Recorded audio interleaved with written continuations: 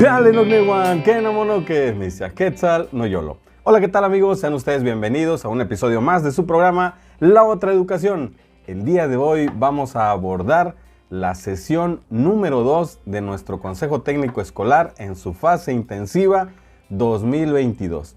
Recuerda, lo que te voy a compartir no es la lectura de la guía. Lo que te voy a compartir no es lo que dice la agenda nacional. Lo que te voy a compartir es cómo vamos a trabajar en mi centro educativo este Consejo Técnico Escolar en su fase intensiva 2022. Así que sin más, vamos por la información. Recuerda que esta guía va a abordar dos temáticas: el Consejo Técnico Escolar y la preparación de los insumos para diseñar nuestro programa escolar de mejora continua. Pero paralelamente vamos a estar trabajando con un taller intensivo de formación continua para los docentes. Esto en el marco del plan y programas del Plan de Estudios 2022 para preescolar, primaria y secundaria. Así que vamos por la información. Te comparto el título de nuestra sesión número 2 porque, como sabes muy bien, todas nuestras formaciones, en cada una de sus sesiones, nosotros le ponemos un nombre. En esta ocasión hemos titulado esta sesión número 2 como Conociendo a los futuros líderes. ¿Por qué? Bueno, simple y sencillamente, en esta sesión número 2 vamos a empezar a esbozar la metodología que vamos a utilizar para hacer un diagnóstico integral, ¿ok? Entonces, el protagonista de ese diagnóstico integral, o los protagonistas, son los estudiantes. Por lo tanto, yo desde ya los visualizo como los futuros líderes, como los futuros agentes de cambio, como las personas que van a transformar su entorno, su comunidad, su familia, para llevarnos como sociedad al siguiente nivel. Si lo visualizo así, probablemente el paso a paso en este ciclo escolar, en este nuevo ciclo escolar, sea en correspondencia a esa visión, ¿ok? Entonces, vamos entonces a iniciar nuestra sesión que se titula Conociendo a los futuros líderes. La agenda del día de hoy, como siempre, muy sencilla, muy concreta, pero con actividades de impacto. Primero vamos a hacer la visión compartida, que es el encuadre. En el encuadre, ya en tu Consejo Técnico Escolar, tú no te olvides de informar cuáles son los propósitos, cuál es la agenda de trabajo, cuál es la metodología de trabajo, cómo se van a organizar los compañeros para poder hacer los productos, qué materiales se van a utilizar, qué tiempo se van a destinar, qué recursos. Todo el encuadre se llama para nosotros en la socioformación visión compartida. Después vamos a entrar al momento número 1, que es el diagnóstico integral de la escuela. Y aquí quiero hacer un pequeño paréntesis. Actualmente tú has de observar en las redes sociales, en documentos, en cadenas de WhatsApp, en información que ha llegado a tu centro de trabajo, este concepto llamado diagnóstico comunitario. Esto en el marco del modelo curricular 2022. Quiero decirte que en el diagnóstico comunitario está incluido el diagnóstico integral. Y vamos a separar los dos conceptos. El diagnóstico integral está centrado en el alumno. El diagnóstico comunitario está centrado en el contexto en el cual se inscribe la escuela y en la escuela misma. Por lo tanto, el diagnóstico integral está implícito en el diagnóstico comunitario. Ahora, la guía no te está pidiendo realizar un diagnóstico comunitario. De hecho, el diagnóstico comunitario, en teoría, tú lo haces cada año, porque entonces, ¿cómo estás incluyendo el contexto a tus clases? Porque acuérdate que el documento o el plan vigente, modelo 2017, nos dice que hemos de trabajar con el enfoque de aprendizaje situacional, autorregulado y cooperativo. ¿Ok? Incluso hay un concepto que hace poco vimos en un consejo técnico que se llama el diseño de situaciones auténticas, en el marco de la evaluación auténtica. Conceptos acuñados por Pedro Ravela. entonces en teoría tú ya haces diagnósticos comunitarios.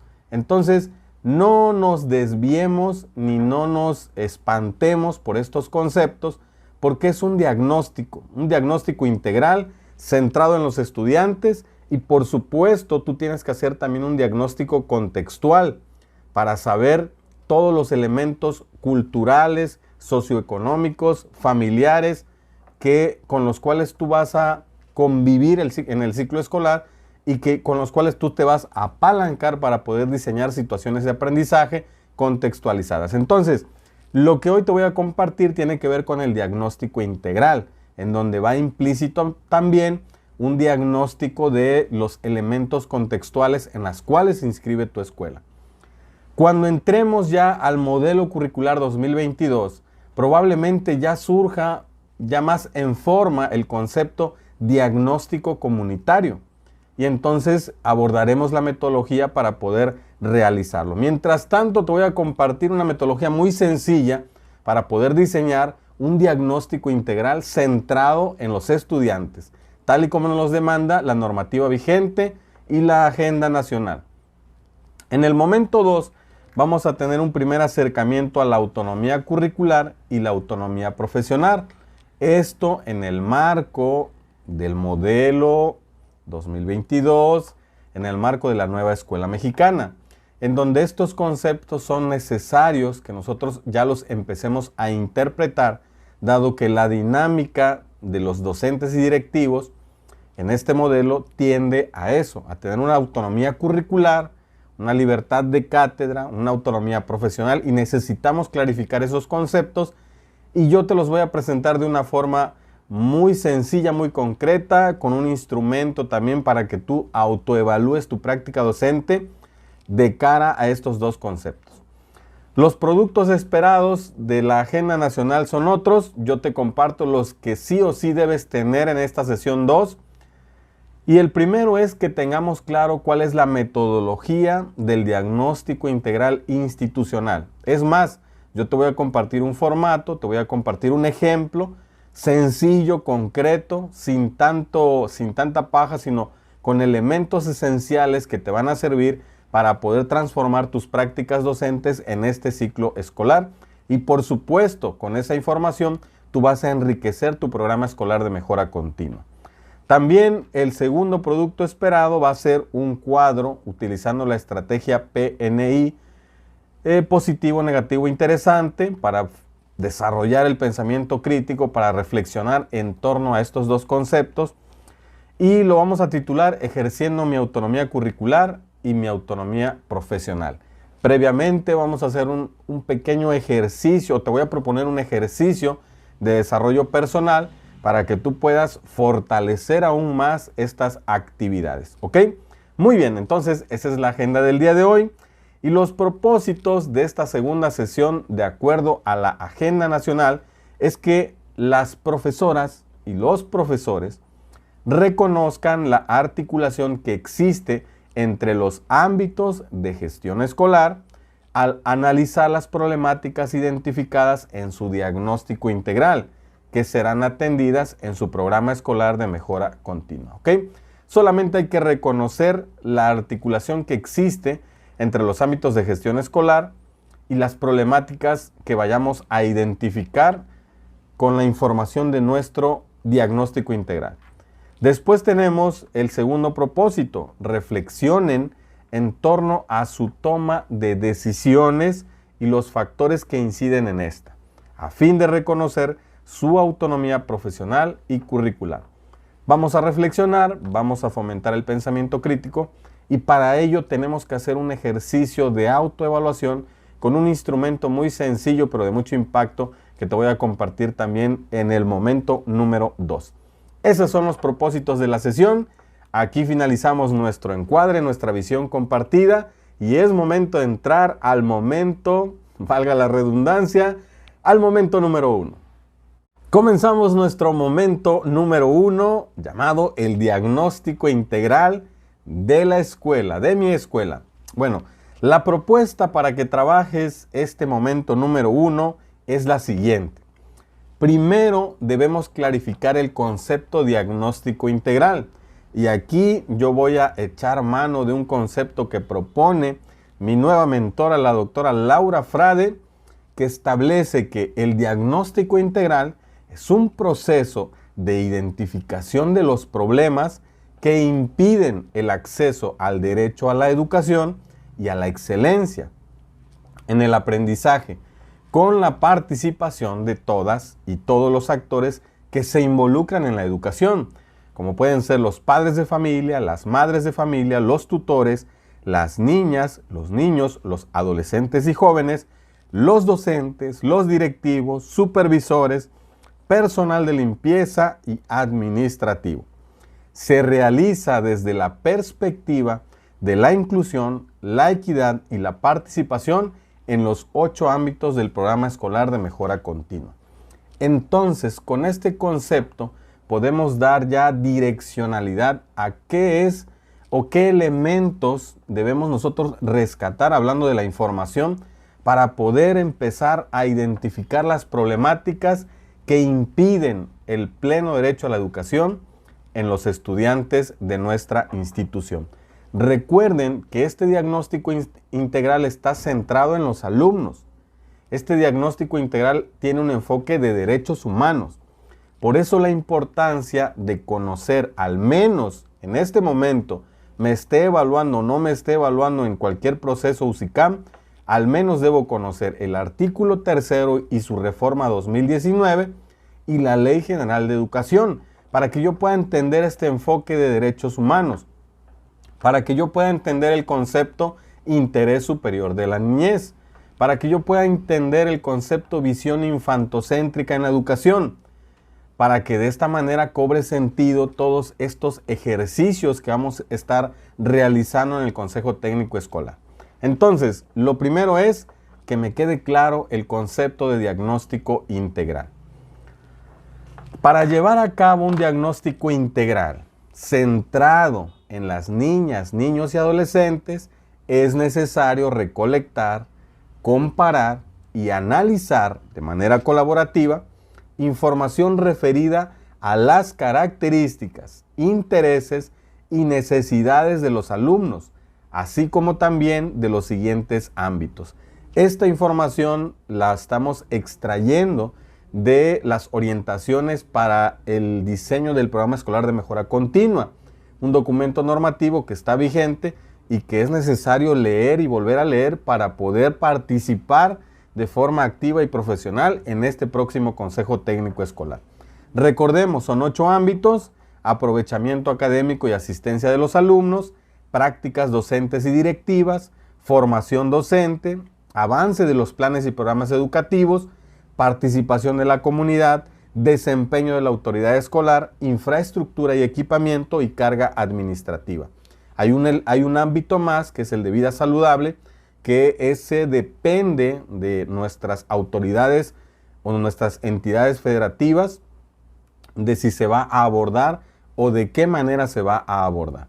Pero los 8 ámbitos, sí o sí, nosotros debemos rescatar información de cada uno de ellos para identificar problemáticas e incluirlas en nuestro programa escolar de mejora continua, dándole las posibles soluciones, estableciendo nuestros trayectos formativos para poder mejorar los aprendizajes de los estudiantes. Recuerden que todos estos elementos van centrados en el que el alumno aprenda. Nuestros esfuerzos van centrados en que el alumno aprenda. Así sea yo directivo o sea docente, mis esfuerzos, la aplicación de la normatividad vigente, la formación continua que vamos a ir adquiriendo en este ciclo escolar, es con miras a que todos los alumnos aprendan en un marco de inclusión, equidad, interculturalidad y excelencia. Muy bien.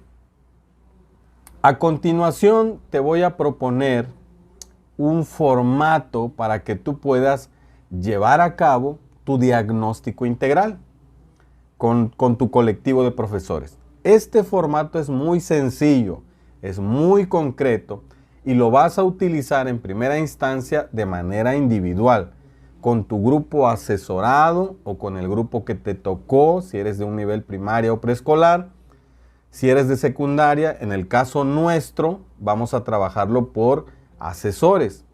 Yo voy a entregar este formato al asesor de primero A, al de primero B y así sucesivamente hasta terceros grados, y ellos van a hacer un diagnóstico integral de su grupo. Después vamos a hacer el análisis de toda la información, vamos a hacer las gráficas, vamos a hacer los informes, los registros, para tener ya un diagnóstico institucional a partir de la recopilación de toda esta información y de todos estos ámbitos que ahorita vamos a ir explicando. Este formato es muy sencillo. Este diagnóstico integral va a ser del contexto escolar, familiar y sociocultural en primera instancia. Lo primero es obtener información sociodemográfica de la institución, como datos claves como el nombre de la escuela, la clave del centro de trabajo, el nivel, la modalidad, el sostenimiento, el grado escolar del grupo, el turno, el estado, el municipio, la ubicación, el número de alumnos en la escuela, el número de grupos, promedio de alumnos por grupo, el número de docentes, número de alumnos en el grupo, el género de los alumnos y el rango de edad en el grupo. Recuerda, esto es para un grupo. Después, toda la información de forma colaborativa se va a cuantificar, se va a procesar para entonces sí tener un diagnóstico integral, pero ya institucional. Después vamos a analizar 3 componentes de este contexto escolar, del contexto familiar y del contexto sociocultural. Y los aspectos que vamos a analizar de cada contexto van en función de qué aspectos facilitan el aprendizaje del contexto escolar. Y en ese mismo contexto, qué aspectos dificultan o bloquean el aprendizaje. Aquí estamos hablando de barreras para el aprendizaje y la participación. Entonces, no voy a investigar o no voy a obtener información cualquiera. Voy a centrarme en obtener información de aspectos que la escuela tiene y que facilitan el aprendizaje de los estudiantes, como si estuviera yo identificando las fortalezas de la escuela. Y después debo identificar cuáles son aquellas barreras para el aprendizaje y la participación en el contexto escolar. Lo mismo vamos a hacer con el contexto familiar y con el contexto sociocultural. Esto entra ya dentro del famoso diagnóstico comunitario, que te vuelvo a repetir, esto tú ya lo hacías o ya lo haces. Solamente que por el revuelo de la implementación de este modelo curricular, pues se piensa que es algo nuevo, algo fuera de lo común, algo distinto, y no lo es, maestro. Yo confío en tu capacidad, confío en tu experiencia, en tu conocimiento y en tu compromiso.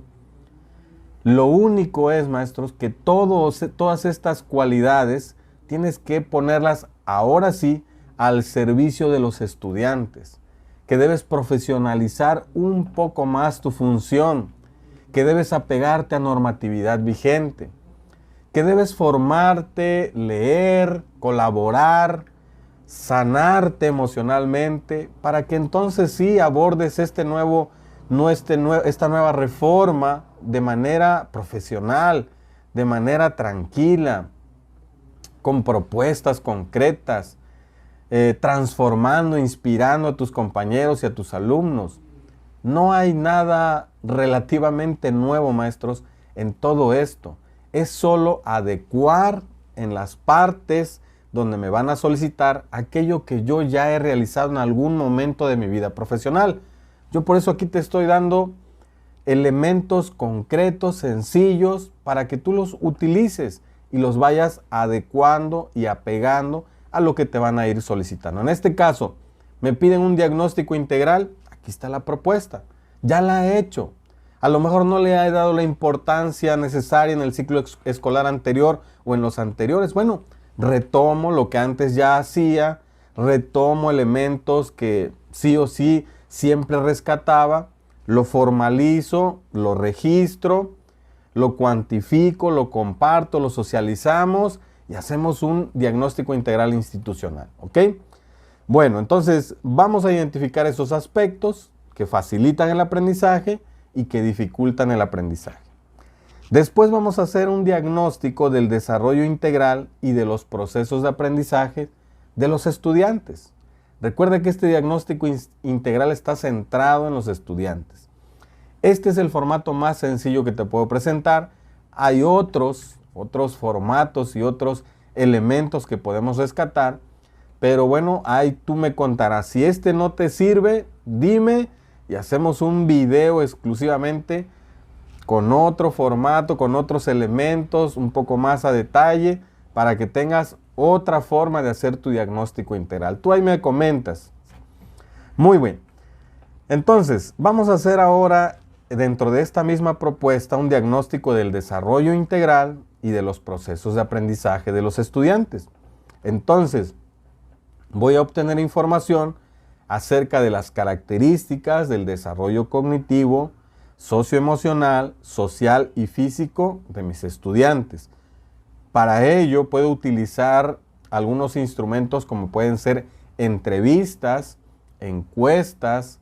Hay una metodología que está muy de moda que son los famosos talleres focales o entrevistas a grupos focales. Podemos poner test también para obtener información. Hay en la red N cantidad de instrumentos que podemos utilizar para poder rescatar. Yo te sugiero que trates de cambiar este aspecto y que trates de ayudarte de preguntas abiertas, entrevistas, que escuches a los alumnos, que te tomes el tiempo que te tengas que tomar, pero sí o sí trata de profundizar, de conocer, de escuchar a tus estudiantes, a sus familias, para obtener información verídica, cualitativa de estos aspectos que vamos a diagnosticar. También debo tener un diagnóstico del dominio de las competencias básicas como son la lectura, la escritura, el cálculo y la convivencia, estilos y ritmos de aprendizaje de los estudiantes, necesidades de aprendizaje y necesidades educativas especiales. Este término corresponde a la educación especial. Recuerda que estamos en educación inclusiva, donde ya hay otros términos que son vigentes y que hacen referencia a los alumnos que presentan algún tipo de discapacidad.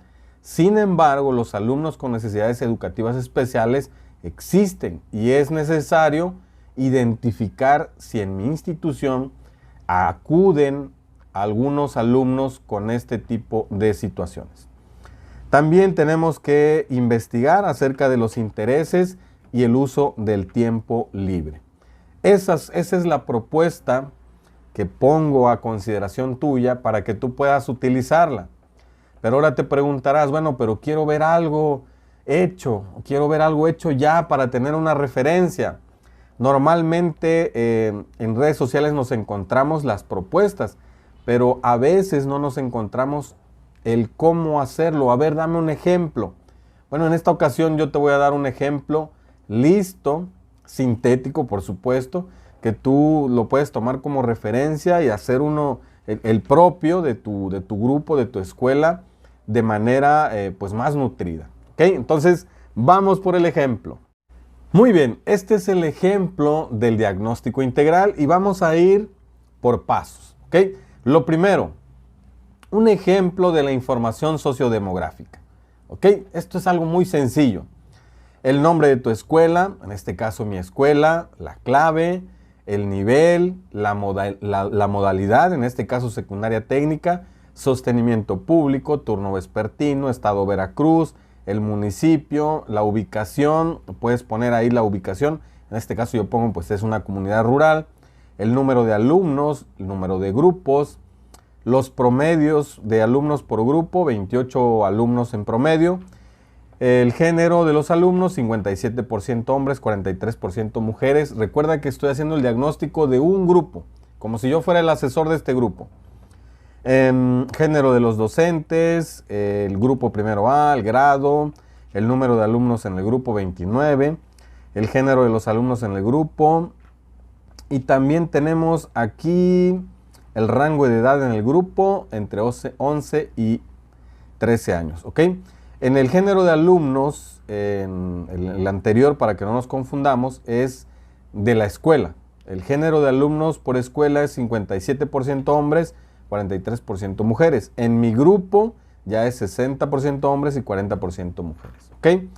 Ese es el primer paso. Hasta ahí, esos datos, esa información sociodemográfica no te debe representar ningún tipo de problema porque es información que tú obtienes de manera muy rápida. Son datos que tienen en la administración, en dirección escolar o que tú mismo puedes ir recopilando tranquilamente. Muy bien, vamos ahora con el siguiente elemento, que es el diagnóstico integral del contexto escolar, familiar y sociocultural. Vamos a ir uno por uno. Estos son ejemplos. Vuelvo a repetir, tú esto lo puedes tomar como referencia y adaptarlo a tu contexto, hacer la investigación y empezar a hacer la redacción. En el componente de contexto escolar tenemos la primera columna, donde se hace la investigación y se identifican aquellos aspectos que facilitan el aprendizaje. Recuerda, un diagnóstico debe ser real, debe ser concreto. No es algo especializado, no es algo que tú bajes de internet o que te inventes. Es lo real, lo que es. Entonces, en la escuela, en el contexto escolar, yo planteo que la escuela posee las condiciones básicas para el servicio educativo, como cuáles, pues, posee la electricidad, el agua, las aulas, sanitarios, plaza escolar techada, oficinas para el director, el personal administrativo y los docentes, talleres de computación, electricidad, industria del vestido y ofimática. Eso estoy hablando de la infraestructura. Ahora, si tú pones cuidado a esta información, esto ya te sirve para el PEMSE. En la parte de infraestructura, aquí hay información que te puede servir ya. ¿Ok? Después, con base en la información que se posee también en el programa escolar de mejora continua que se realizó el ciclo escolar pasado y el que se está iniciando y el que se va a construir, los factores que promueven el aprendizaje son, pues se tiene acceso a internet, que ahorita vamos a ver en qué medida. La mayoría de los alumnos viven cerca de la escuela, a máximo 30 minutos, lo cual facilita la movilidad y disminuye la inasistencia a clase. Cada alumno tiene acceso al libro de texto desde el inicio del ciclo escolar. El 90% de los alumnos posee celular, es un elemento favorable si los profesores lo utilizan para hacer investigación o para desarrollar o aplicar algunos elementos dinámicos que enriquecen su clase. Y finalmente, los maestros tienen compromiso con el proceso de formación. Es lo que se identifica en el contexto escolar que favorece los aprendizajes de los estudiantes. Pero después, en la investigación que hicimos, a partir de encuestas, entrevistas, observación, guías de observación, registros anecdóticos, incluso portafolios de evidencias, encontramos que hay aspectos que dificultan o bloquean el aprendizaje. ¿Cuáles son? Los elementos que no favorecen el aprendizaje a partir del diagnóstico del PEMSE son: no se tiene salón de usos múltiples para realizar algunos eventos que favorecen el aprendizaje de los alumnos, no se cuenta con una conectividad funcional suficiente para la comunidad estudiantil, es decir, la conectividad es mínima y solo alcanza para cierta capacidad. No hay computadoras suficientes para gestionar información. Las prácticas pedagógicas todavía tienden a ser con base en contenidos, no se abordan problemas del contexto y se aplica poco la evaluación formativa. Estas son áreas de oportunidad comunes en casi todas las escuelas de educación básica del país. La biblioteca escolar es muy limitada, no posee materiales complementarios para abordar problemas de relevancia social como la violencia, la sexualidad, la inclusión, la drogadicción, entre muchos otros problemas de la vida social. Aquí ya estoy abordando parte del diagnóstico integral y algunos pequeños elementos del diagnóstico comunitario, así que aquí está implícito, maestros. Ok, bueno, vamos ahora con el segundo contexto, el contexto familiar. También debo investigar, diagnosticar a partir de encuestas, entrevistas, formularios, pruebas escritas, preguntas abiertas. Ustedes sabrán qué instrumento utilizar para rescatar información que me permitan identificar aspectos que facilitan el aprendizaje en el contexto familiar. Se aplicó una encuesta a las familias y se determinó que en el grupo de primero A, la familia es nuclear en el 60% de los hogares. Estas son buenas noticias, son familias completas, padre, madre, hijos, excelente. Y en un 40% de los casos la familia es ampliada o compuesta, es decir, otros parientes u otras personas también son parte de esa familia y por lo tanto es una familia ampliada, es compuesta y eso de alguna manera favorece. La mujer es el jefe del hogar en el 34% de los casos. Los factores que promueven el aprendizaje son: el 90% de las madres asiste a las reuniones de la escuela.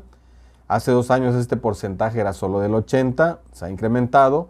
La madre apoya a los hijos en el estudio en un 60% de los casos. Los padres muestran alto compromiso en proveer, son proveedores, la parte de materiales de trabajo a sus hijos.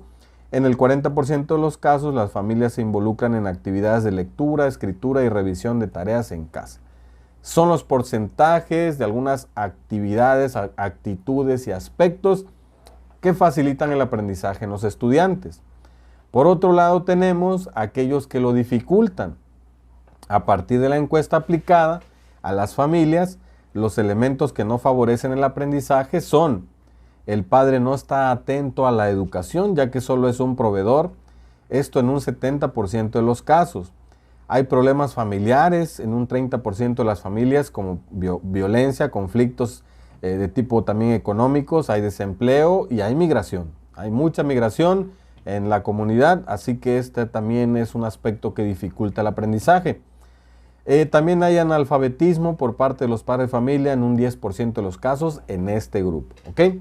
Aquí ya tengo un panorama, un contexto familiar que en suma con los demás asesores, los demás grupos, cuando hagamos el análisis general ya podremos tener un panorama institucional respecto al contexto familiar de nuestra institución. Entonces, ahí vamos trabajando ya. Vamos con el tercer contexto, el sociocultural.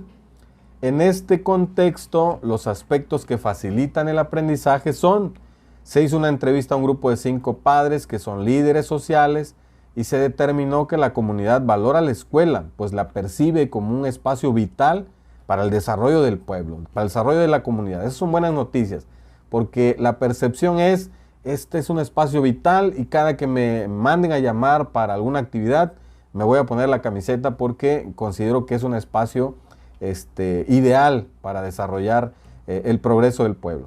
El nivel socioeconómico es medio, de acuerdo a datos del INEGI y a datos recopilados también con los entrevistados. Los aspectos que favorecen el aprendizaje son: se cuenta con una unidad deportiva cerca de la escuela, esto favorece totalmente.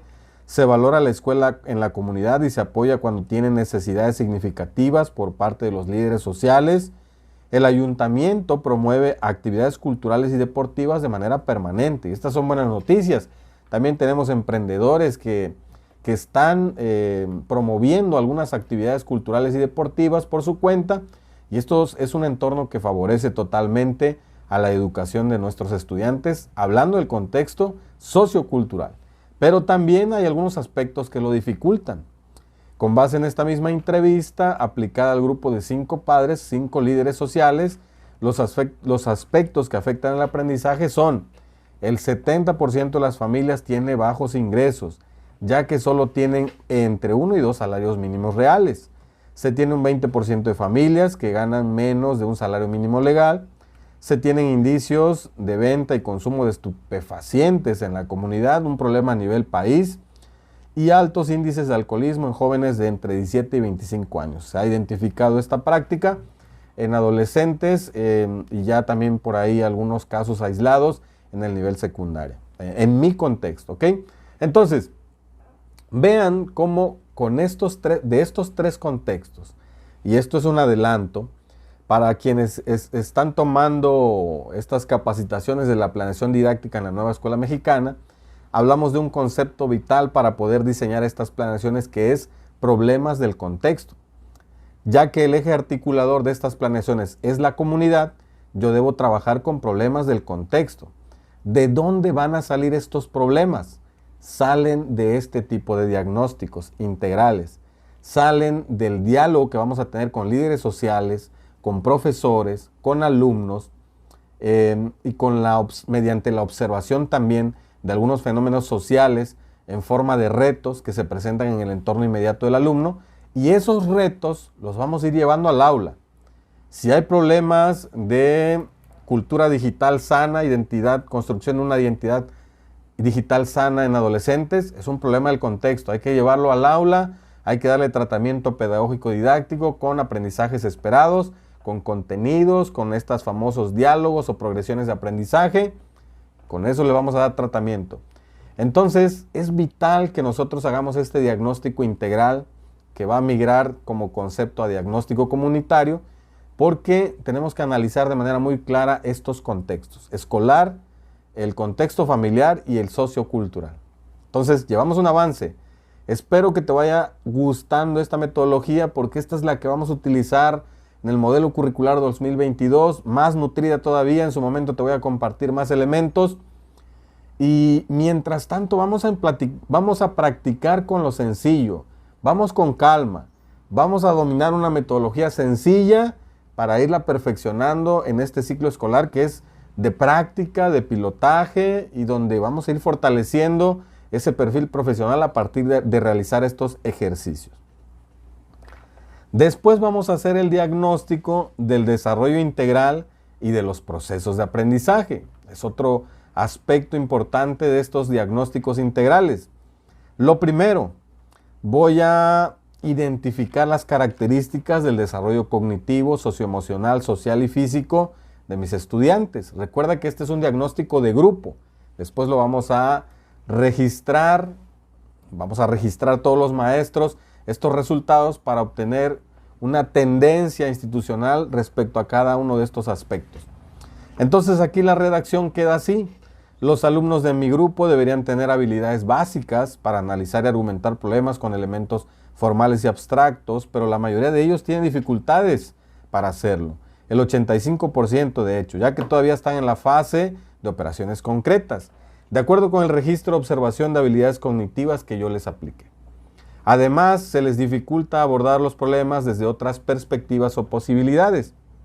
Solamente están en condiciones de abordar problemas muy sencillos, con pocas variables y desde una sola materia. Al 71% de los alumnos se les dificulta la laboriosidad. Esto significa que no se concentran hasta terminar las actividades y lograr las metas. Estas dificultades pueden ser explicadas por las carencias del entorno sociocultural, el cual es de pobreza, acuérdense, es un nivel económico medio, como también por la poca participación de los padres en la educación de los hijos, hablando de los papás sobre todo. Se les aplicó también una rúbrica de habilidades socioemocionales en línea a partir del uso del celular, y se determinó que tienen fortalezas en la autoestima y en un nivel medio. Se les dificulta la autonomía, la automotivación y el autoconocimiento con base en los resultados de la misma rúbrica en línea. Respecto al desarrollo social, a partir del registro del desempeño se encuentra que un 35% de los alumnos tiene poco interés en interactuar con los demás cara a cara por exceso del uso de las redes sociales y los videojuegos. Un problema creo que muy grande en muchos contextos urbanos y rurales. Con relación al desarrollo físico, todos tienen un nivel esperado para la edad. Un 35% de los alumnos presenta sobrepeso por patrones inadecuados de alimentación en la familia y alto nivel de sedentarismo por el uso frecuente del celular y el poco interés en las prácticas deportivas. Aquí ya vamos identificando más problemas del contexto, que podemos ya ir enlistando para hacer nuestros proyectos formativos, para hacer nuestras planeaciones en el marco de la nueva escuela mexicana e ir practicando y migrando a esas prácticas que nos solicita la nueva escuela mexicana. Después tenemos el dominio de las competencias básicas: lectura, escritura, cálculo y convivencia. Se evaluó los niveles de comprensión de lectura, redacción y cálculo en los alumnos con base en instrumentos diseñados por las academias y el apoyo de instrumentos complementarios basados en las pruebas diagnósticas Mejoredu, que estas son las que desde el año pasado estamos utilizando. Nivel de comprensión de lectura, el 25% de los alumnos está en el nivel de alerta para el grado. Nivel de redacción de texto, el 45% de los estudiantes en nivel de alerta. Nivel de cálculo, el 28% en nivel de alerta. Respecto a los procesos de convivencia, los alumnos respondieron un cuestionario en línea y el 85% indicó sentirse a gusto con la relación con los demás compañeros. Solo el 5% indicó que haber sufrido alguna situación de acoso escolar en el último año. Subrayo, no utilizar la palabra bullying, porque normativamente hablando la SEP acuña el término acoso escolar, ¿ok? Como profesionales de la educación debemos conocer este dato. Estilos y ritmos de aprendizaje. La teoría de Kolb es la más apropiada cuando vamos a trabajar con proyectos formativos. Entonces, esa teoría de Kolb está traducida en un cuestionario de estilos de aprendizaje de Alonso y Gallego y Honey en 2017 y se encontró un predominio en 2 estilos de aprendizaje en los alumnos. Pragmáticos, 50%, son buenas noticias. Podemos hacer proyectos formativos los que querramos porque los alumnos son pragmáticos. Activos, 30%. Y respecto a los otros 2 estilos de aprendizaje, el porcentaje fue 12% teórico y 8% reflexivo, quienes también vamos a respetar esos estilos de aprendizaje y vamos a diseñar situaciones de aprendizaje para poder abordar los 4 estilos. Estos tests no nos sirven para decir, bueno, entonces todas van a ser así. Sirven para identificar que hay una diversidad y que debo atender esa diversidad sí o sí. Si hay un porcentaje alto de un estilo de aprendizaje, son buenas noticias, porque sí vamos a cargar actividades, la mayoría de las actividades, pero implícitas deben ir actividades que atiendan a los otros estilos de aprendizaje, que seguramente sobre la marcha irán modificando esos estilos por el entorno, por los retos que vamos a ir afrontando, retos del contexto que vamos a ir planteando en el aula y por su maduración cognitiva. Entonces, nosotros debemos atender a la diversidad, maestros. Eso es normativo también. Después tenemos las necesidades de aprendizaje y necesidades educativas especiales. No hay alumnos con necesidades educativas especiales en el aula a partir de la observación realizada por la docente y los antecedentes académicos del grado anterior. Intereses y uso del tiempo libre. Podemos aplicar cuestionarios de intereses y podemos determinar que la mayoría de los alumnos les interesan los videojuegos en un 65%. Habrá entonces que analizar la psicología que hay detrás de los videojuegos. La gamificación, por ejemplo, es un área que podemos estudiar a partir de identificar que hay un alto interés en los videojuegos. Gamificación, hablo desde el punto de vista educativo. Redes sociales, 85%. A las chicas les interesa reunirse con las amigas, 56%. A los chicos del fútbol, solo un 15% expresó interés en el estudio, la lectura o la redacción. Entonces tenemos todo un reto con este grupo, hay una diversidad, pero hay también tendencias comunes, hay retos del contexto que podemos plantear para poder enriquecer nuestra clase, hacerla interesante, motivante, transformar mis prácticas pedagógicas, mi actitud. Acuérdate, si no viste la sesión 1, repite el ejercicio de autenticidad para que se revele ese ser único y extraordinario que hay detrás de esa máscara llamado docente. Entonces, para cerrar esta parte, ¿cómo elaborar el diagnóstico del grupo? Se sugiere realizar el diagnóstico del grupo mediante las siguientes acciones. Acciones mínimas. Vamos a revisar el formato sugerido, el que te estoy sugiriendo. Vamos a comprender su estructura y sus elementos. Vamos a determinar qué datos se pueden obtener por observación directa o experiencia y cuáles requieren la revisión de documentos o el empleo de instrumentos específicos. Vamos a elaborar o buscar los instrumentos requeridos para recolectar la información del grupo. Se sugiere hacer el diagnóstico del grupo con base en el trabajo colaborativo con otros maestros de la misma institución, directivos, estudiantes y padres de familia. Es un diagnóstico centrado en los estudiantes, pero con tendencia a trabajar de manera colaborativa. Sistematizar la información, revisar para que quede completa y clara y asegurar que posea una correcta redacción y ortografía. ¿Ok? Eso es vital. Somos profesionales de la educación. Esto debe quedar bien hecho, bien estructurado, bien redactado, con datos contundentes que nos van a servir como insumos para empezar a diseñar nuestras situaciones de aprendizaje contextualizadas. Entonces es momento de redactar nuestro producto número 1. Yo aquí ya te estoy adelantando el trabajo incluso de la sesión 3, donde vas a hacer tu diagnóstico. Aquí era analizar cuáles serían las problemáticas, organizar todavía este diagnóstico, cómo se va a implementar. Entonces, te invito a que redactes la metodología que implementarán como escuela para realizar el diagnóstico integral y organiza los instrumentos que se utilizarán. Con esta propuesta que te doy, ya está organizado, ya está redactada la metodología.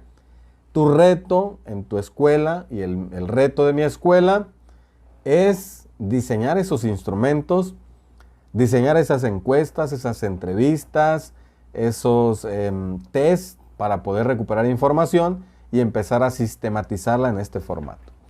Maestros, es así como finalizamos el momento número 1 de nuestra sesión número 2. Espero que te haya gustado, espero que todo vaya bien hasta ahorita y vamos a entrar a la sesión número 2, que te tengo ahí información también de mucho valor. Iniciamos nuestro momento número 2 de esta sesión 2 de nuestro Consejo Técnico Escolar en su fase intensiva 2022. En este momento número 2 vamos a tener un primer acercamiento a la autonomía curricular y a la autonomía profesional. Dos conceptos que tienen que ver con la implementación del modelo curricular 2022 en el marco de la nueva escuela mexicana. Así que vamos a abordarlo, sí, por supuesto. Son cuestiones técnicas, son cuestiones conceptuales que debemos identificar, interpretar y aplicar en su momento, pero yo te invito a que abordemos estos dos conceptos desde la gratitud que existe en tu corazón.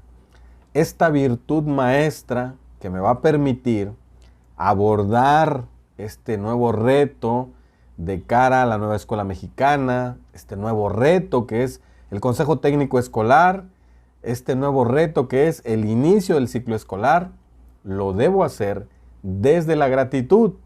La gratitud es una de las grandes virtudes porque al agradecer aceptas esa valiosa oportunidad de vincularte emocionalmente con otras personas. Es una de las claves para poder llegar con otra visión, con ideas frescas, con emociones renovadas a mi centro escolar. Desde la gratitud. En la sesión anterior nos quitamos la máscara del ego, recuperamos nuestra autenticidad. Es momento de complementar esa autenticidad con gratitud desde el corazón. Cuando vives y sirves de corazón y cultivas poderosos sentimientos de gratitud, ¿qué crees? Siembras semillas, semillas de amor, que tarde o temprano florecerán. Vivir en gratitud, pues, es vivir sembrando, y esto en sí es la fuente de la felicidad. Si yo vivo desde la gratitud, ojo con lo que dice el texto, básicamente todos los días voy a estar sembrando semillas. ¿Pero semillas de qué? De amor. ¿Cuál va a ser esa cosecha, maestros? La cosecha va a ser amor, amor puro, amor entre hermanos, amor entre maestros, en el buen sentido, por supuesto. Gratitud por todo lo que recibimos y lo que no. Gratitud por nuestro trabajo, por nuestra profesión. Gratitud por los padres de familia que se preocupan y están dando todo para que sus hijos puedan asistir a la escuela y puedan aprender. Gratitud ante esos grandes maestros que son nuestros alumnos también. Y gratitud frente a todos los eventos que se nos presenten y que si le damos una interpretación correcta, no tienen por qué afectar mis emociones. Entonces, quiero que agradezcas conmigo con este pequeño decreto, este pequeño mantra de gratitud, para que tú empieces a agradecer a las personas, a los hechos que te han ocurrido, a las circunstancias, a alguien en especial, o quieres soltar, pero desde la gratitud, desde el amor, puedes utilizar este pequeño ejercicio que vamos a hacer. Te pido entonces que visualices que enfrente tienes a una persona, a un colaborador, a un compañero, a alguien que quieres mucho, a algún familiar, a una persona que en los últimos años te has olvidado de darle las gracias, o que en los últimos años tienes por ahí un tema de que no se llevan bien, hay por ahí algún tipo de fricción. Bueno, vamos a agradecer y soltar, fluir, vivir en gratitud desde el corazón. Entonces, agradece conmigo. Yo con este mantra te voy a estar agradeciendo a ti que me estás viendo por primera vez, a ti que ya llevas tiempo en este espacio. Te voy a agradecer con este mantra.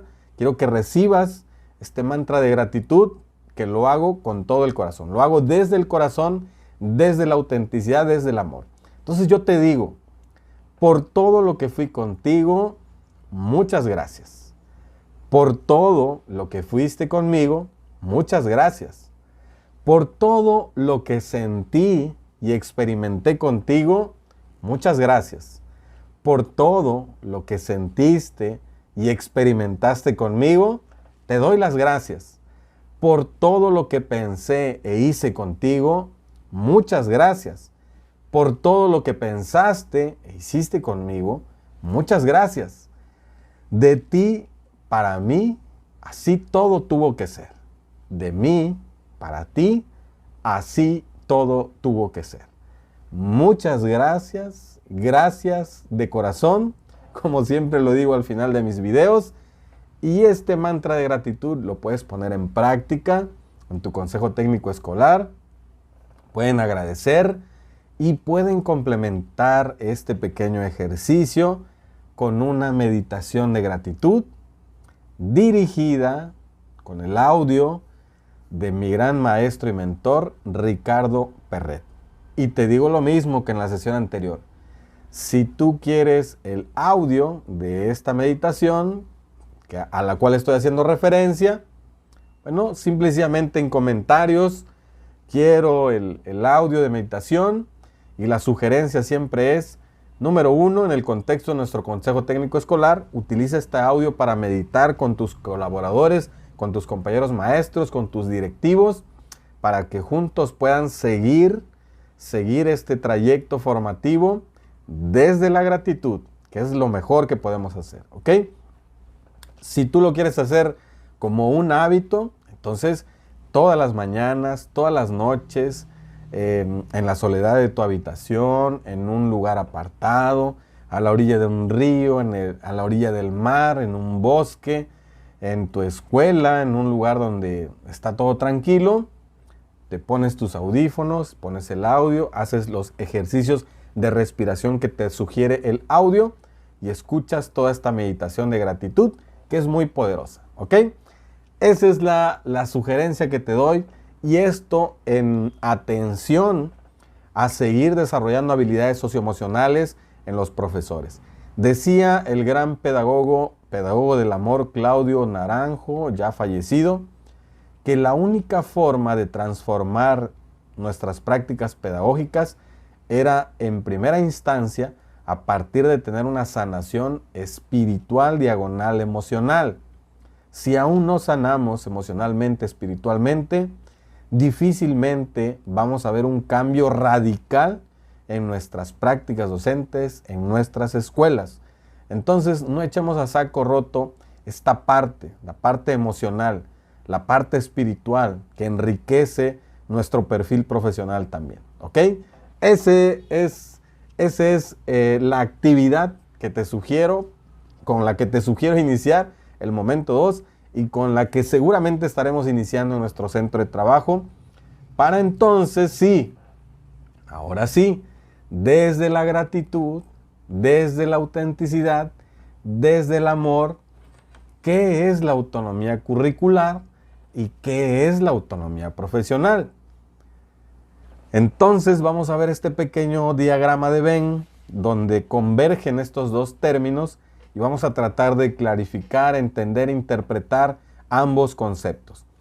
De parte de la autonomía curricular nos dice que implica que los programas de estudio serán instrumentos útiles de orientación pedagógica, toda vez que el magisterio los haga propios, lo que conlleva un trabajo de reformulación de su enfoque y sus contenidos. Les da libertad de resignificar los contenidos de los programas de estudio y los materiales educativos, con el fin de replantearlos de acuerdo con las necesidades formativas de las y los estudiantes, considerando las condiciones escolares, familiares, culturales, territoriales, sociales, educativas en las que se ejerce la docencia. Permite a las y los docentes decidir sobre la planeación que realizan para organizar la enseñanza, así como la evaluación de los aprendizajes. Yo no sé si en pleno siglo XXI, maestros, sin conocer el modelo curricular 2022, simple y sencillamente por vocación y por normativa vigente modelo 2017, yo no sé si todavía no haces esta práctica, la de ejercer una autonomía curricular a partir de analizar o gestionar el currículo vigente, elegir aquellos aprendizajes esperados que le sirven al contexto del alumno, que le sirven a la vida del alumno y que le sirven a las necesidades e intereses del alumno. Eso es una parte de ejercer tu autonomía curricular. Que tú selecciones aquellos aprendizajes esperados que sí sirven para el contexto del alumno, para sus características, para sus estilos de aprendizaje. Y a partir de ahí los vincules con un problema del contexto, con un reto del contexto. Emprendas un proyecto formativo y obtengas una evidencia tangible, creativa e innovadora que dé solución a ese problema planteado o que le abone a la solución de ese problema planteado. Si aún no estás actuando de esa manera, entonces es necesario, ahora sí, que nos van a dar la oportunidad en la nueva escuela mexicana, pero pues que eso ya es normativo y que ya se debió estar trabajando así, pues vas a tener la oportunidad ahora sí de ejercer esa autonomía curricular. Lo más cercano a este concepto es la práctica que se hizo el año pasado con los famosos aprendizajes fundamentales, indispensables, imprescindibles, en donde se seleccionaron aquellos que eran necesarios para el grado siguiente, etcétera, etcétera, y se trabajaron con ellos. Eso es autonomía curricular. ¿No la estás ejerciendo todavía? Te invito a que ya lo hagas. No necesitamos un nuevo marco curricular. La vocación que tenemos como docentes, la visión que tenemos de transformar nuestras comunidades es lo que nos debe mover a ejercer esa autonomía curricular. ¿Ok? Muy bien. Mientras que la autonomía profesional comprende su experiencia y saberes profesionales, los cuales les permiten realizar un ejercicio crítico y dialógico con las y los estudiantes para decidir los alcances y limitaciones de sus acciones pedagógicas dentro y fuera de la escuela. Realizar una lectura permanente de la realidad para redefinir su enseñanza, planeación y evaluación tomando en cuenta las características de cada proceso, sujeto y contexto. Decidir cómo, con qué medios, en qué espacios y tiempos van a organizar los contenidos. Decidir las acciones que van a realizar para vincular lo aprendido con la realidad de los estudiantes. La autonomía profesional, pues, es simple y sencillamente, maestros, apegarme a aquellos elementos del docente y directivo del siglo XXI. Número 1, ser un líder transformacional. En este caso, para la nueva escuela mexicana, un líder comunitario. Ser un ávido lector, desarrollar mis habilidades socioemocionales, formarme en aspectos como diseñar ambientes favorables para el aprendizaje, diseño de instrumentos de evaluación formativos, planeación didáctica situacional o en el marco de la nueva escuela mexicana, formarme en metodologías activas, formarme en comunicación asertiva, formarme en el conocimiento que debo tener de la normativa vigente, la parte del enfoque de derechos humanos, toda esa parte, la dimensión número 1 del perfil docente y directivo, toda esa parte. Eso es ejercer mi autonomía profesional. No necesito que una autoridad venga y me presione para ello. Yo por vocación elegí ser docente, decidí impactar vidas. Bueno, debo ejercer esa autonomía profesional demostrando, modelando el aprendizaje como lo dice uno de los principios pedagógicos. Entonces, la autonomía profesional y curricular del magisterio es una construcción social que tiene como base el conjunto de saberes docentes estrechamente relacionados con las condiciones formativas, históricas, sociales, interculturales, plurilingües y profesionales en donde se realizan su enseñanza. Se articulan en función del compromiso y la interacción que tengan con la escuela y con la comunidad. Con ambas podrán crear vínculos pedagógicos con la comunidad en función de las necesidades y demandas de ésta. Les faculta para construir metodologías pertinentes de la lógica, temas y problemáticas de cada ámbito del saber y su articulación con otras disciplinas en cada fase de aprendizaje de los campos formativos del nivel inicial hasta la educación secundaria. Un ejemplo, maestros, de cómo en nuestro centro educativo estamos ejerciendo nuestra autonomía curricular y profesional. Bueno, desde el mes de marzo 2022, nosotros ya hicimos el análisis del modelo curricular 2022 hasta donde se tenía avance en ese entonces. En marzo de 2022 empezamos a trabajar primero en conocer la metodología de proyectos formativos, comprender la metodología de proyectos formativos y en abril y mayo emprendimos nuestros 2 primeros proyectos formativos institucionales con esa metodología ya de cara al modelo curricular 2022. ¿Ok? Entonces, ejercer nuestra autonomía curricular y profesional es no seguir al pie de la letra la agenda educativa nacional de las guías de los consejos técnicos escolares. Son guías.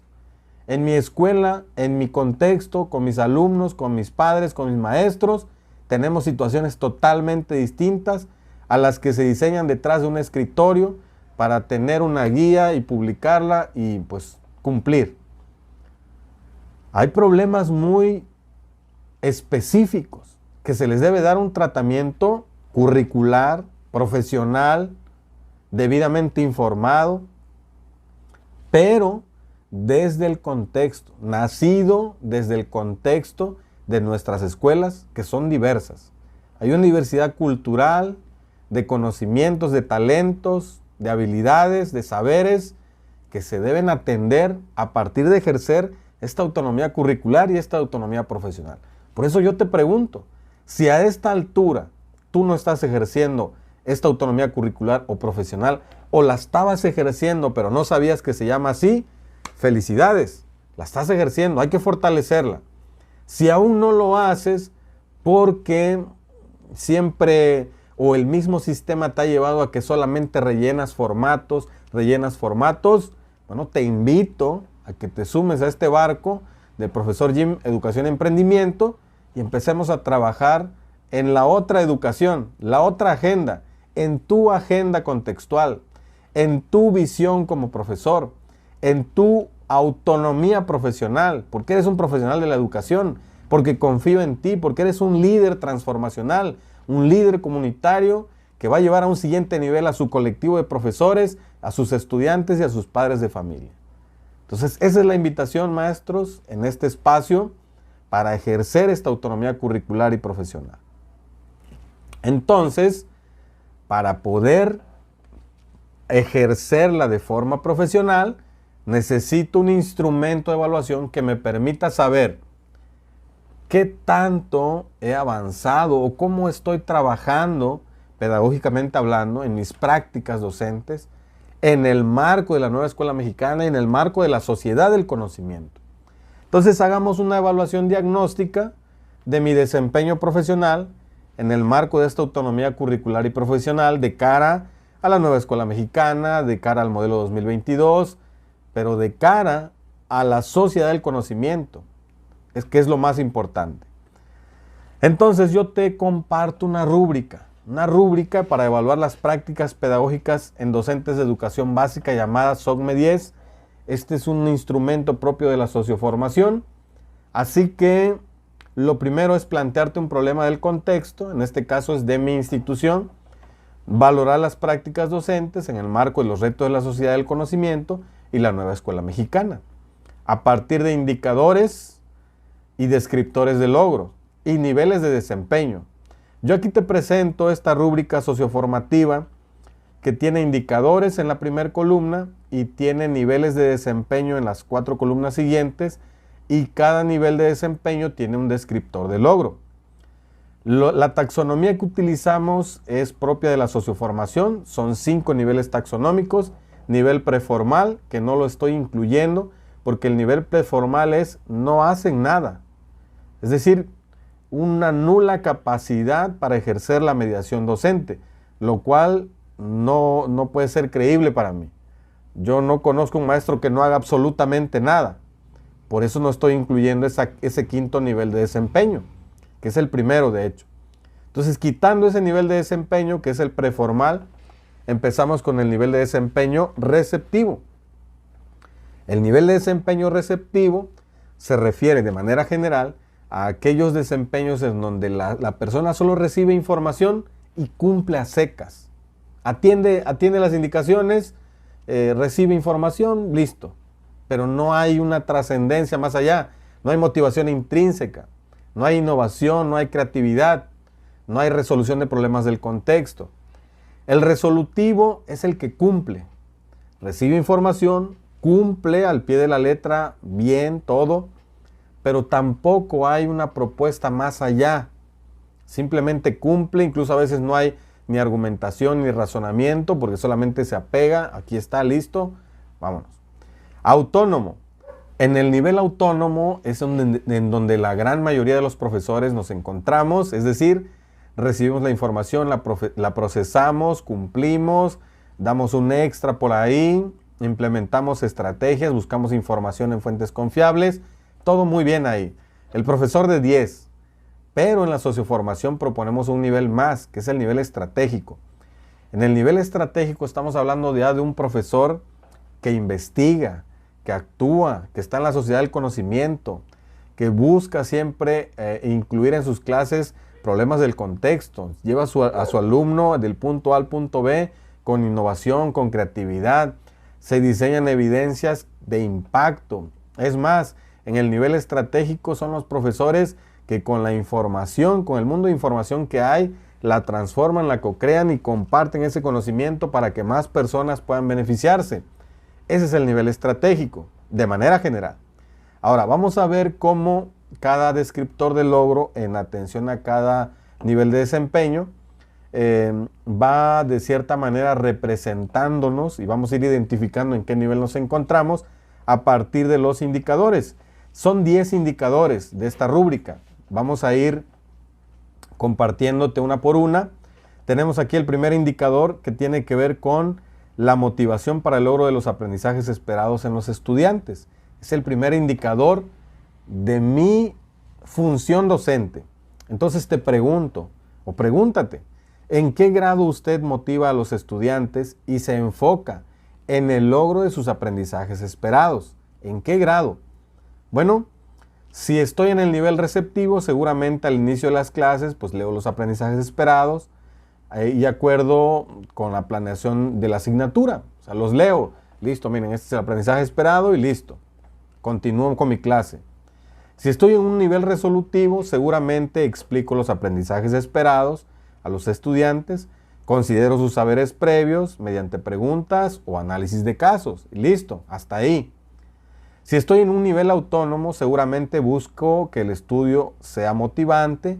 Por ejemplo, explico la utilidad de esos aprendizajes, la utilidad de los contenidos que vamos a abordar, la utilidad de los temas, brindo ejemplos reales, propicio la participación, hago ejercicios prácticos, entre otras actividades de aprendizaje. Es un nivel autónomo. Si estás ahí, felicidades. Estamos cerquita ya de donde debemos estar. En el nivel estratégico, busco que los estudiantes se enfoquen en el logro de los aprendizajes esperados. Es decir, son el centro de atención. son el centro del proceso educativo y que mejoren de manera continua mediante la metacognición, es decir, evaluación continua, evaluación formativa. Para ello les voy sugiriendo estrategias de estudio, como la elaboración de mapas mentales, la autoevaluación del aprendizaje, la colaboración y el desarrollo de habilidades socioemocionales.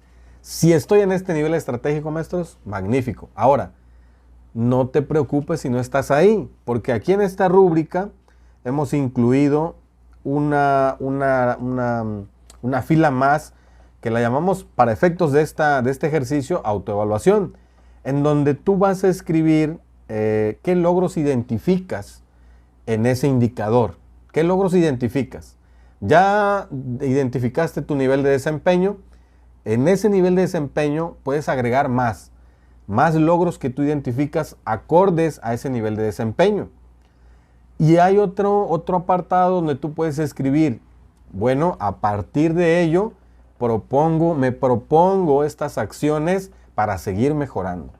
Una rúbrica, maestros, o cualquier instrumento de evaluación formativa no sirve para asignar notas exclusivamente.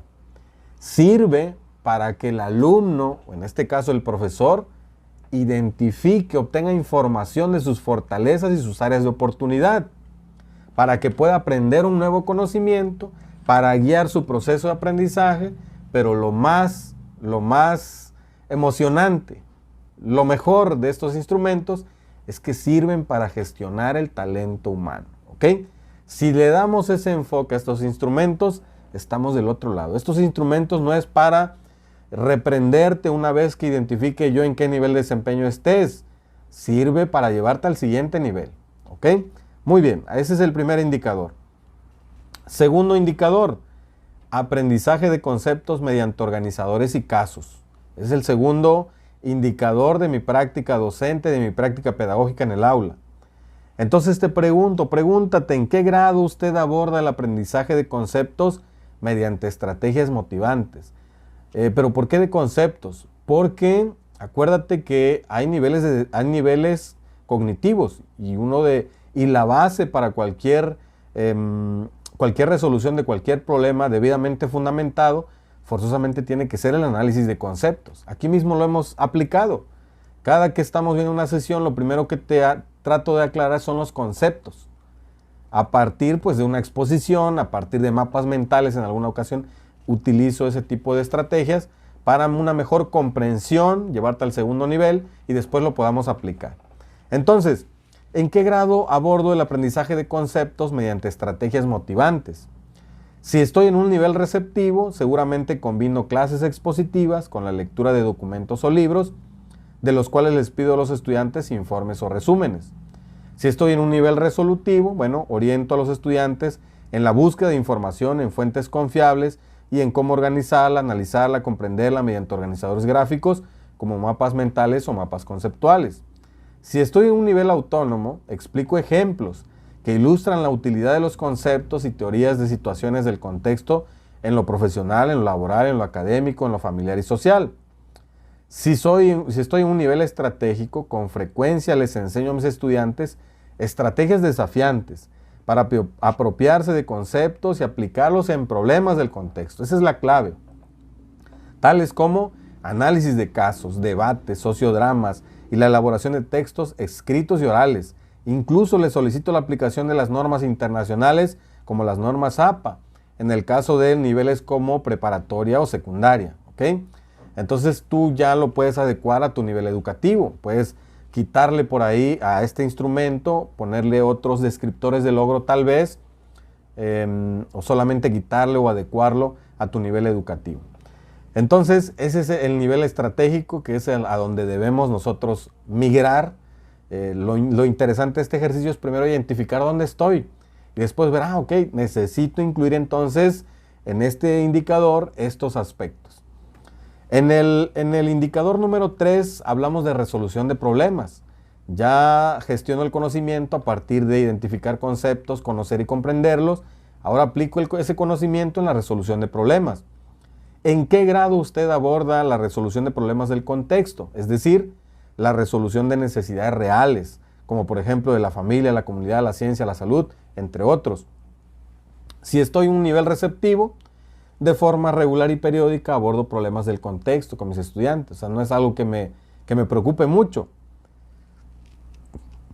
Si estoy en un nivel resolutivo, de forma regular y periódica abordo problemas del contexto con mis estudiantes.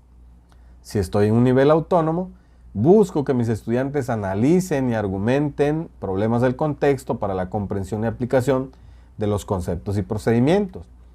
Pero si estoy en un nivel estratégico, les enseño a mis estudiantes estrategias para resolver problemas relevantes de la sociedad, la salud o las organizaciones con creatividad, y les brindo apoyo para que mejoren de manera continua en este ámbito. En el indicador 4 estamos hablando del proyecto ético de vida. Muy necesario, porque de nada sirve que el alumno se apropie de conceptos, los analice, los comprenda, los aplique, si los va a aplicar en un marco que está fuera de la ética. Es decir, lo va a ocupar para hacer daño, para tratar de violentar los derechos de alguien más. Por eso la importancia de incluir el proyecto ético de vida dentro de la mediación docente. ¿En qué grado aborda la formación de valores en las clases y estimula el crecimiento personal de los estudiantes? Si estoy en un nivel receptivo, pues a veces abordo algún valor, como por ejemplo la responsabilidad. Si estoy en un nivel resolutivo, generalmente trabajo los valores en las clases junto con las demás actividades. Si estoy en un nivel autónomo, invito a mis estudiantes a fortalecer los valores mediante la reflexión y la resolución de problemas de la vida.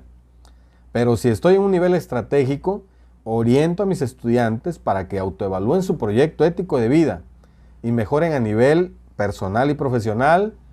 Aprovecho las situaciones de conflicto entre pares o la presencia de dificultades personales para trabajar los valores, sin importar mi asignatura. Esto es muy importante.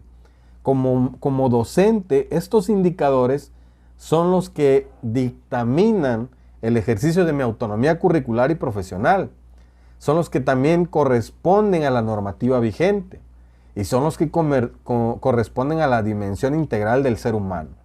Entonces, es un instrumento muy valioso que te va a servir para identificar dónde estoy en este momento de mi vida profesional y qué necesito para llegar a esos niveles estratégicos en los distintos indicadores.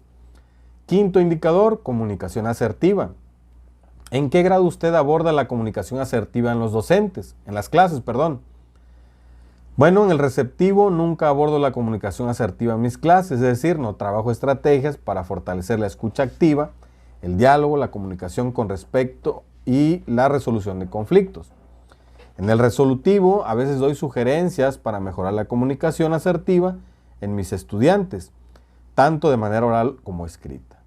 Si estoy en el nivel autónomo, realizo de manera cotidiana actividades con mis estudiantes para que aprendan a resolver conflictos mediante una comunicación cordial, con respeto, a través de la puesta en práctica de las habilidades socioemocionales fundamentales. Si estoy ahí, estoy bien, es un buen nivel de desempeño.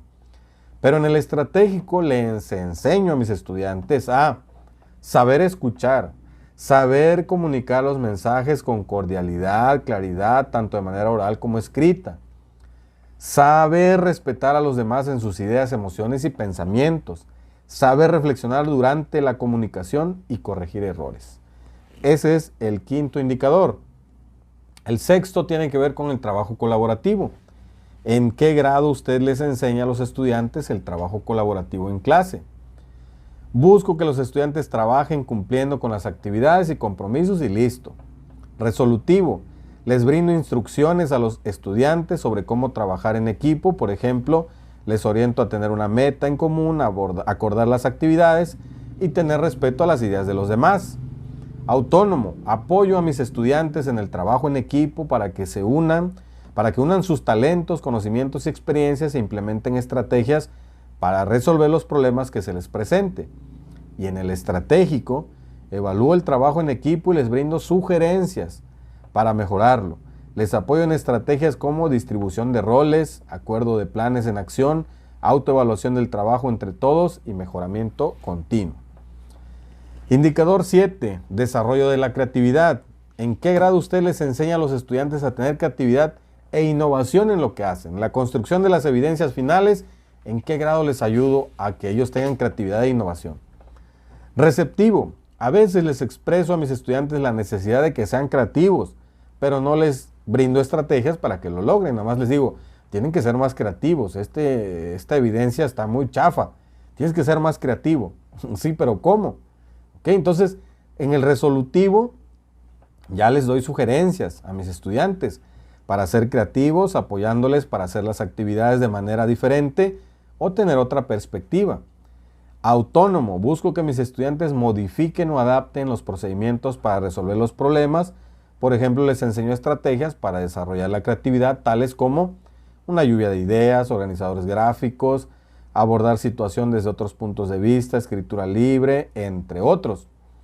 En el caso del nivel estratégico, simple y sencillamente, busco que mis estudiantes creen o generen estrategias, procedimientos y o servicios para resolver problemas del contexto con impacto y que esto trascienda el aula, es decir, con innovación, con creatividad. Aquí ya no les solicito en trabajos que yo voy a coleccionar y que nada más le voy a poner palomita. Aquí les estoy solicitando soluciones a través de evidencias creativas e innovadoras, a través de servicios creativos e innovadores que puedan impactar no solo en el aula, sino fuera de ella. Es decir, en estrecho vínculo con la comunidad y los problemas que hay al interior de ella. 8. Aplicación de la transversalidad. ¿En qué grado usted les enseña a los estudiantes a resolver los problemas con transversalidad? Es decir, articulando saberes de varias disciplinas. Es lo que nos están pidiendo. Y aquí ya te lo estoy poniendo para que ya te autoevalúes y sepas a dónde debes migrar. Receptivo, pues a veces establezco esas relaciones. Resolutivo, a veces abordo esos problemas donde articulo diversas metodologías y otras disciplinas.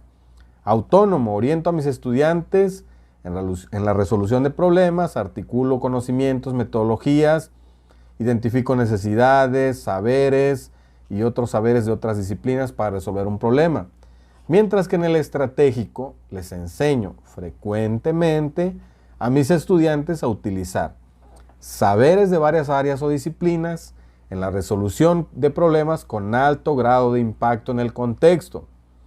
Por ejemplo, les puedo enseñar los conocimientos de matemáticas, ciencias sociales y naturales para el manejo de la contaminación, de la sustentabilidad, o implementar proyectos para mejorar la convivencia en la comunidad, articulando sociología, psicología, el derecho e incluso las matemáticas. De eso se trata.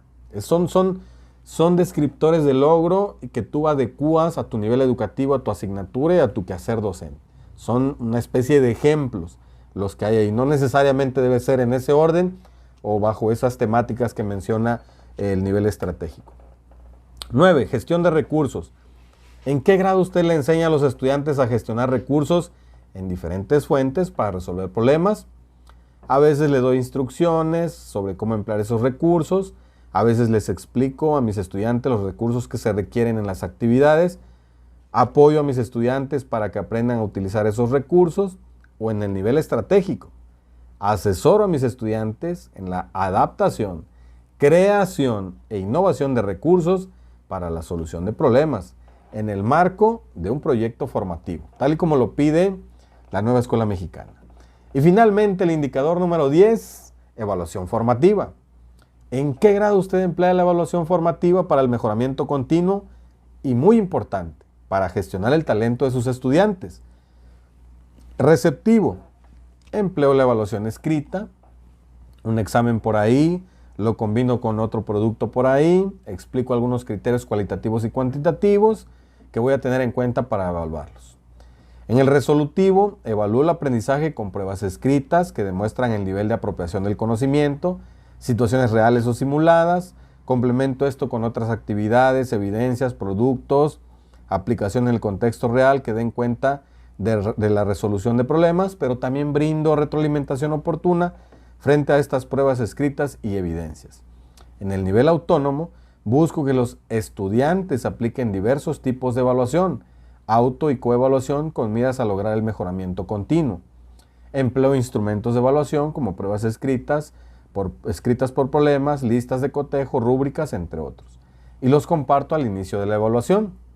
Mientras que en el nivel estratégico busco que los estudiantes mejoren sustancialmente esos productos que están creando, que están innovando, que están presentando y construyendo para resolver un problema del contexto. Esto lo llamamos gestión del talento. A partir de los instrumentos de evaluación aplicados, y les brindo apoyo para lograrlo. Les doy varias oportunidades de mejoramiento a partir de la implementación de la autoevaluación, coevaluación, heteroevaluación e incluso la socioevaluación. En socioformación creemos en él, puedes mejorarlo aún más. Puedes tener un mejor desempeño. Ya llegaste a este nivel estratégico, pero confío en que vas a llegar a un siguiente nivel, a que esto lo vas a mejorar.